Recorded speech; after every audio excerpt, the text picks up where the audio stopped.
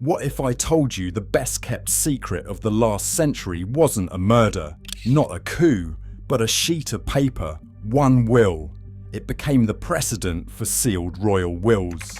It started with one man, a reckless prince, with a trail of jewels that suddenly seemed to be slipping out of royal hands, and friendships that were never meant to be discussed in daylight.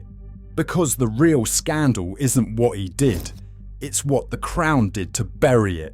One court order, sealed, locked away, made invisible, not for a few years, for a full century.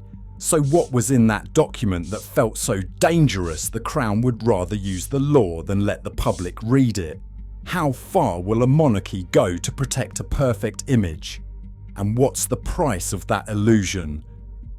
The crisis of 1910, the hand grenade. In 1910, Prince Francis of Teck died. He was 40 years old. What followed was not mourning. It was an operation, a legal emergency. Because in Britain, a will is normally public, even for the powerful, even for the wealthy, even for royalty. That is how the system works. Transparency. But when an official opened Francis's will, the room went still. It felt like something alive, like a fuse had just been lit. The consequences were immediate. Within days, it was not about funerals, not about national grief. It was crisis management. Calls from palace to palace, whispered conversations behind closed doors, calculations. How much is this going to cost us? Then came the extraordinary part, a court order that would change the monarchy's relationship with secrecy forever. With one move, the will was sealed, locked away, hidden from view, not for a few years, not for a decade, for a full century. 100 years of silence. This wasn't a casual act of discretion. It was the birth of a legal precedent. So we have to ask, what words were in that document? What names? What sums of money? What truth felt so dangerous the crown would rather bend the rules than let the public see the facts? Because an open will isn't gossip.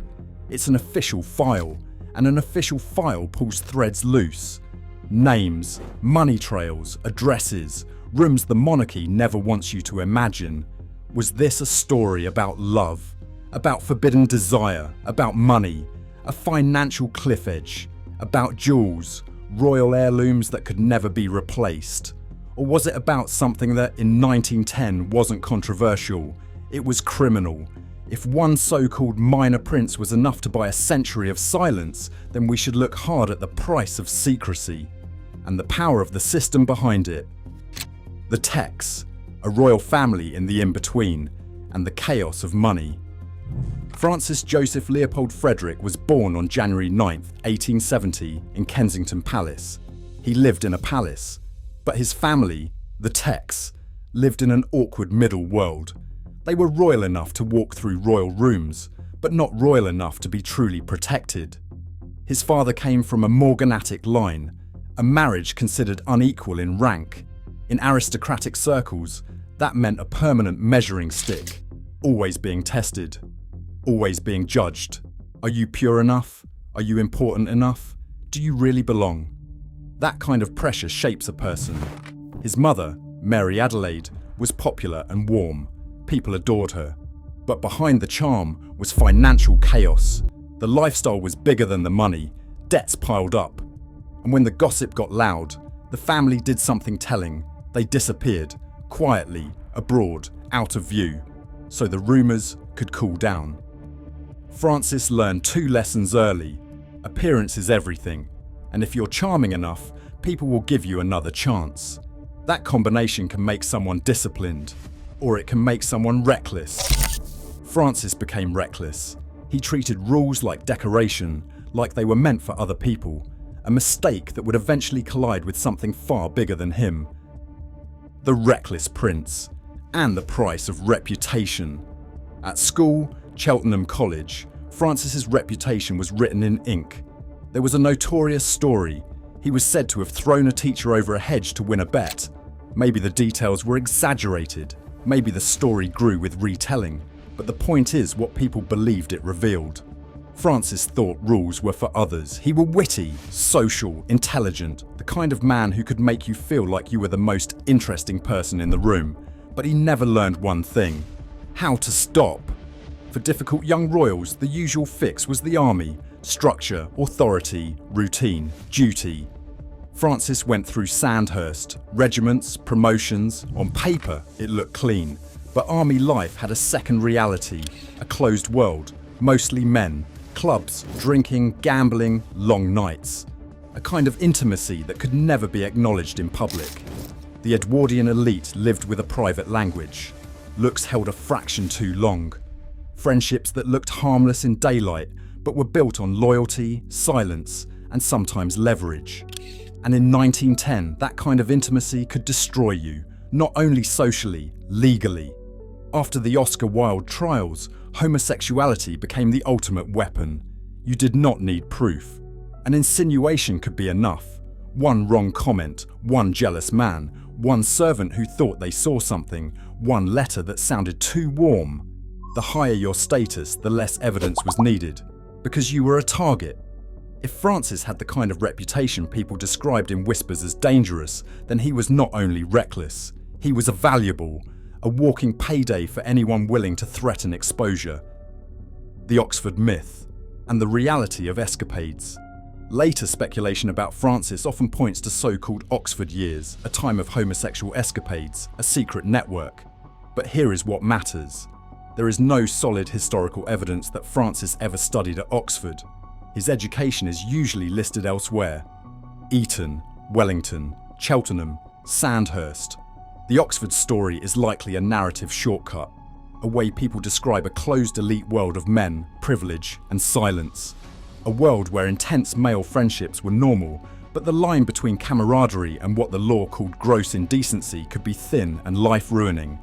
To understand why people fill in the word escapades at all, you have to feel the atmosphere of that era. Francis grew up in a Britain where one night the elite poured champagne, and the next day panicked because a single name ended up in the wrong file. There had been scandals before: men, aristocrats, secret addresses appearing in police papers, and the fear was always the same. Not that someone did something, but that someone could prove it, write it down, sell it, use it. In that world, there was a whole system of codes and safe walls. Nothing was said directly. It was hinted. Friendships were presented as sport, hunting, travel, company, a weekend at a country house, a long stay, a private club, a hotel where staff knew to forget. It could be innocent. And at the same time, it was exactly the kind of setting where rumours drift like smoke. And smoke was enough when your reputation was glass. Then there is the law itself. After 1885, the law became a trap. Not only acts, but suspicion could break you. That made one thing incredibly valuable: silence. Silence became a commodity. If someone knew you stayed one night too long, or that a letter existed that sounded too intimate, it stopped being gossip. It became leverage. So when later stories claim Francis had a network, male acquaintances he kept close, places he returned to, friendships that seemed unusually intense, it is rarely a folder of hard evidence. It is a pattern. A lifelong bachelor in a world where a royal is expected to marry, a man with large debts in a world where debts invite blackmail. A reckless reputation in a time when recklessness makes you vulnerable. That is where the speculation gets its fuel, not from one clear moment, but from a life that makes people assume there were doors that only closed at night. And here is what we do know. Francis gambled. He built up serious debts. In Edwardian society, that was the perfect breeding ground for blackmail.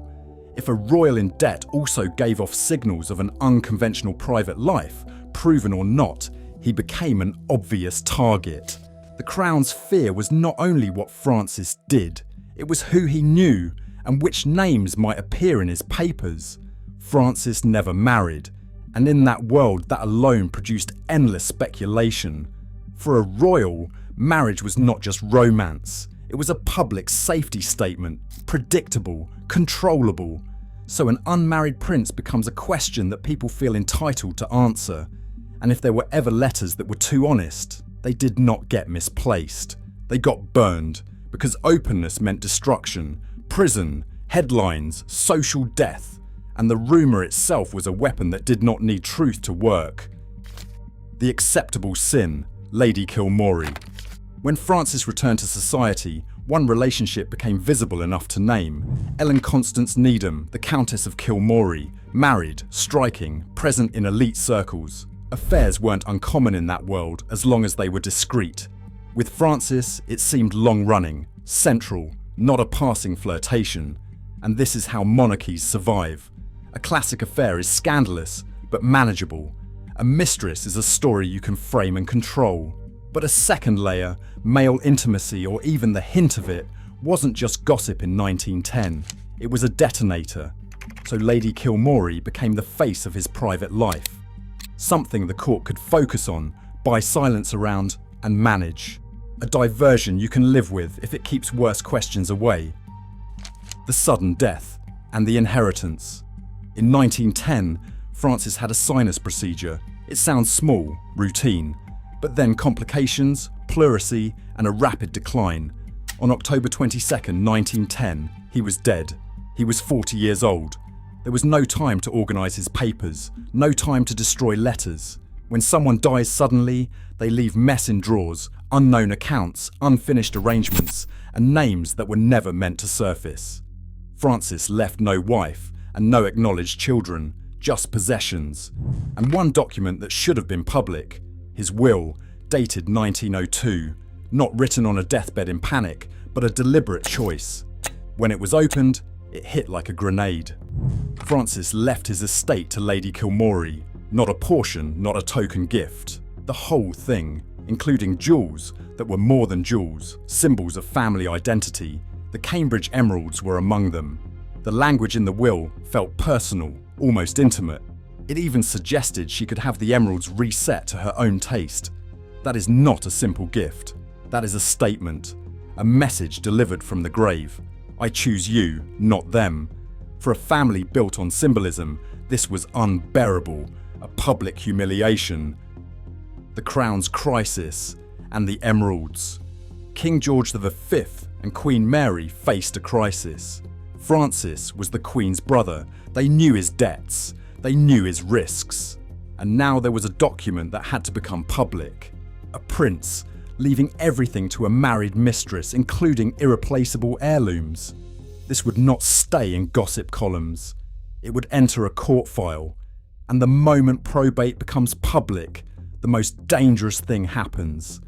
Curiosity becomes official. The Crown was not afraid of one affair. The Crown was afraid of the investigation that follows. Because this involves something you can actually hold, sell and lose forever. The Cambridge emeralds.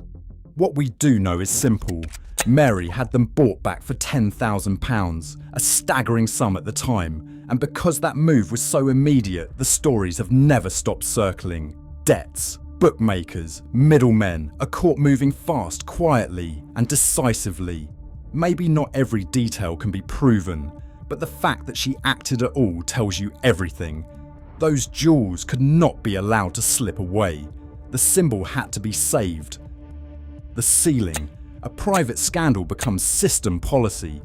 Even after the jewels were recovered, the will itself remained a problem. It could reveal details about debts, payments, and possibly other names. Names the Crown wanted protected. In 1911, the case reached the probate division of the High Court. And then the rare thing happened.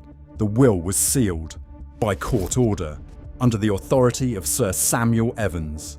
The logic was blunt. Public access was treated as a risk they refused to take. This was an extraordinary step, and it created a dangerous precedent. From that moment on, a private scandal turned into a system. If one royal can cause this much trouble, you seal more next time. You normalise secrecy. You turn discomfort into policy. And the bitter irony is that Francis, a man with no political power, created the mechanism that allowed the monarchy to protect itself from transparency for generations. The question is this: what is the price of silence? This isn't about the fact that royals have secrets. Everyone has secrets. This is about something else. An institution that lives on public status and public attention can shut the public out the moment things get truly interesting. Sealed, one word, and the lock clicks shut. The monarchy doesn't have to deny anything. They simply say it's sealed, and when you ask why, you get soft words back. Privacy, dignity, appropriateness. But if it was only dignity, why did it require a judge? Why did the law have to be used? The most unsettling thought is this. The sealing didn't only protect Francis, it protected everyone who might have been named. Everyone who received money, everyone who wrote letters, everyone who benefited. And maybe it protected something we can never reconstruct now, because the moment something is sealed, it becomes shadow, and shadow is where rumours grow. Francis of Teck's legacy is not the emeralds. It is the precedent of secrecy the British monarchy still relies on to bury the truth. Francis of Teck's legacy is not the emerald, it is the silence. It is the mechanism. A precedent the Crown still uses today to keep the truth out of sight. The final question remains. Why did this have to be quiet? Was it the affair, the money, the jewels, or the fear that one open envelope would trigger 10 new questions they could not control? That is the price. The Crown paid that price for a perfect image. If this gave you chills, hit like and subscribe, because the next envelope is already waiting.